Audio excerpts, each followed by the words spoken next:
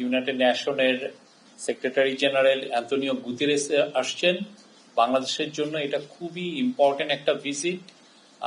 উনি এর আগে জাস্ট রোহিঙ্গা যখন মেজর ক্রাইসিসটা যখন ইরাপ্ট করলো 2017 সালের অগাস্টের পরে উনি একবার আসছিলেন, বাংলাদেশ ভিজিট করে গেছেন। এটা ওনার সেকেন্ড ভিজিট হবে এবং আমরা আশা করছি, আপনি জানেন যে interim government led by professor Mohammad Yunus নতুন করে এফার্ট নিয়েছে যে কিভাবে রোহিঙ্গা ক্রাইসিসটা পুরো গ্লোবাল ম্যাপে নিয়ে আসতে।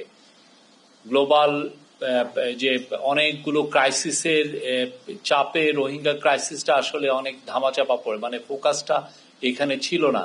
সেই জায়গাটায় প্রফেসর ইউনূস বারবার চাচ্ছেন এবং যখনই ইন্টারন্যাশনাল ডিগনিটারি তার সাথে কথা বলতে আসছেন উনি কিন্তু এই রোহিঙ্গা ক্রাইসিসটা হাইলাইট করছেন। তো আমাদের দৃঢ় বিশ্বাস ওনার এই সফরের ফলে রোহিঙ্গা ক্রাইসিসটা আবার গ্লোবাল ডিসকাশনে আসবে। এটা নিয়ে নতুন করে মানুষের ইন্টারেস্ট, গ্লোবাল যারা সুপার পাওয়ার বা রিজিয়নাল তাদের মধ্যে ইন্টারেস্ট তৈরি হয়। এটা আমরা আশা করব উনি একটা ভালো মেসেজ দিবেন। এর ফলে আমরা খুব early resolution of this crisis আমরা চাই, যাতে রোহিঙ্গারা তাদের রেসপেক্ট এবং ডিগনিটি নিয়ে তাদের দেশে ফিরে যেতে পারেন।